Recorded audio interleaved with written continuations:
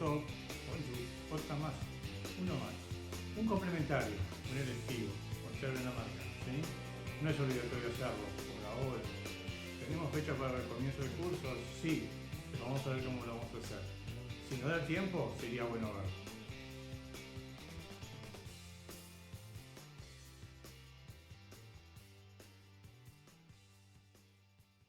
La clase pasada estuvimos hablando de diferencia potencial y lo vinculamos con trabajo eléctrico, y trabajo eléctrico a su vez lo vinculamos con el viejo concepto que tenemos de trabajo con fuerza y desplazamiento. Y le metimos en el medio campo eléctrico, que parece ser una de las magnitudes importantes en todo nuestro curso. Vamos a seguir avanzando en eso. Para eso vamos a arrancar con una situación sencilla. Si ustedes observan la figura, tenemos dos líneas equipotenciales. Esas dos líneas no son líneas, son planos. En este caso, el plano. Esto es así. Estas son una, esta es otra, y aquí podría haber otra. Si tenemos los potenciales, podemos definir cómo son las líneas de campo eléctrico, y a partir de ahí podemos establecer qué es lo que sucede con el campo eléctrico en sí.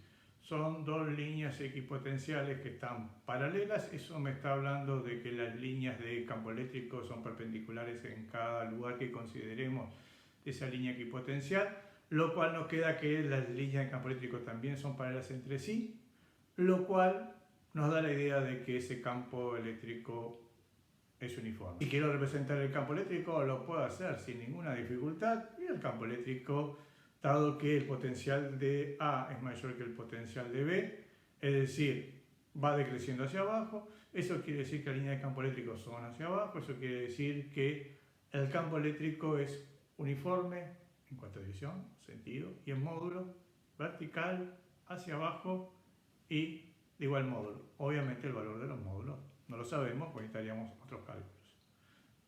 Entre paréntesis, sabemos cómo se podría producir, ya lo hemos estudiado, no nos vamos a meter. Para poder ver y hablar de trabajo dijimos que necesitamos fuerza, y para hablar de fuerza necesitamos una carga eléctrica. Entonces, pregunta, ¿qué carga ponemos?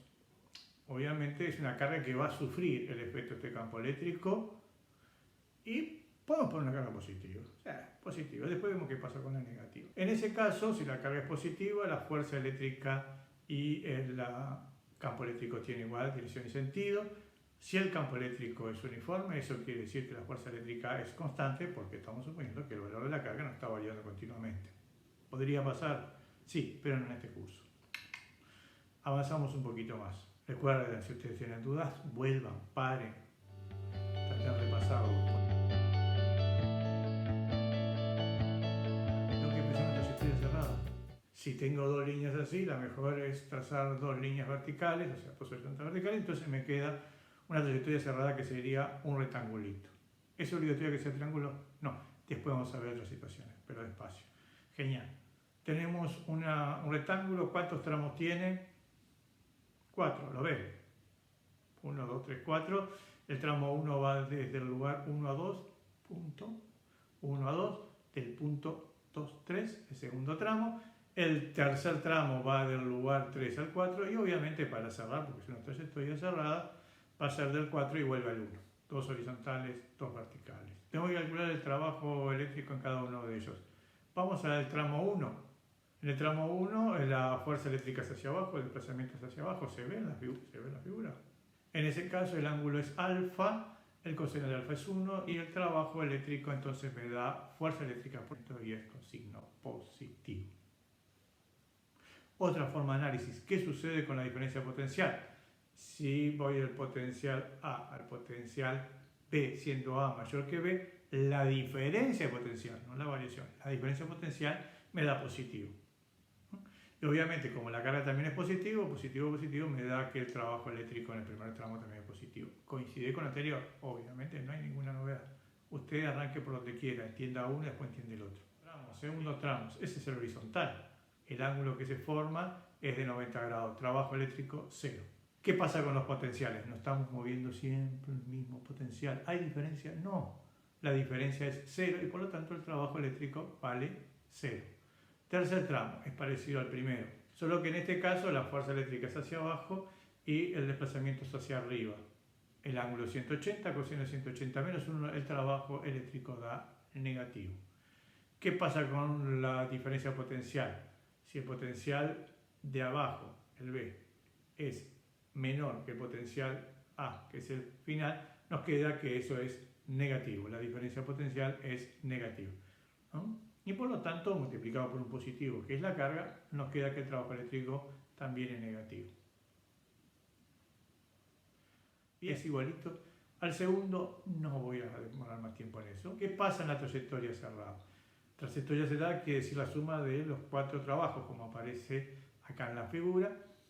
Y el trabajo, ya sabemos, 2 y 4 vale 0, así que los importantes es el 1 y 2 en cuanto que tienen valor. Pero en ambos, si lo pienso por fuerza y desplazamiento, las fuerzas son iguales y el desplazamiento en valor absoluto también son iguales, en módulos son iguales. La única diferencia es el signo, por lo tanto el trabajo total en un circuito, una trayectoria cerrada, vale 0. Lo pienso por diferencia potencial. Salí de un potencial y volví al mismo potencial. La diferencia potencial me da 0. La diferencia potencial que tengo en el 1 es igual en valor absoluto con la diferencia potencial en el tramo 3, con la diferencia que uno es positivo y otro es negativo. Por lo tanto, el total da 0. Pregunta, para que lo piensen. Si yo salgo de 1 pero no llego de vuelta a 1, llego hasta 4. En ese caso, ¿la diferencia de potencial me da 0? ¿Y el trabajo eléctrico me da 0? Sí. Porque en este tipo de trayectoria lo importante no es llegar al mismo lugar, sino que en estos casos lo importante es llegar a la misma línea equipotencial. Para que le quede más o menos claro, es lo mismo que sucede con la energía potencial gravitatoria. Si el cuerpo sube, crece su energía potencial gravitatoria. Si el cuerpo se mueve horizontal, se mantiene constante. Si baja, disminuye la energía potencial gravitatoria. Y si se mueve horizontal, para cerrar toda la trayectoria, vale 0. Pero fíjense que lo importante es de dónde sale, a qué altura sale y a qué altura llega. Si llega a la misma altura, no hay variación de energía potencial gravitatoria. Energía potencial, las dos son potencial. La eléctrica nos interesa a nosotros, la gravitatoria lo vimos el año pasado y en tercero. Avanzamos. ¿Qué es lo que acabamos de descubrir? Es que la fuerza eléctrica es una fuerza conservativa. Eso quiere decir de que el trabajo neto se vincula con la variación de energía de potencial eléctrica por la expresión donde el trabajo eléctrico es igual a menos variación de la energía potencial eléctrica. Esto obviamente lo vamos a utilizar muchas veces. Pregunta, ¿qué sucede si hacemos una trayectoria de esta forma? Un triangulito. En ese caso lo que hay que hacer es descomponer el desplazamiento en 2 tramos, uno horizontal y otro vertical. Y en el tramo horizontal el trabajo me da 0 y en el trabajo vertical me da negativo. O sea, es lo mismo que el anterior. En definitiva, eso quiere decir que el trabajo eléctrico está 0. Por el lado de las líneas equipotenciales sucede lo mismo. No hay ningún inconveniente porque partimos de un potencial y llegamos al mismo potencial. ¿Qué pasa si es todo sinuoso? En ese caso, ¿qué se hace? Se lo divide en tramos, horizontales y verticales. Y después de ahí se descompone y se ve cuáles trabajan dado 0, cuáles tienen algún signo positivo o negativo. Y después, ¿qué se hace? Se suman todos. ¿Qué sucede si la carga es negativa? Lo más sencillo es trabajarlo por diferencia potencial para que lo piensen. Avanzamos un poco más. ¿Qué pasa si la fuerza eléctrica es igual a la fuerza neta? En ese caso el trabajo eléctrico es igual al trabajo neto. Y ahí podemos meternos en todo lo que es el curso de quinto y de tercero.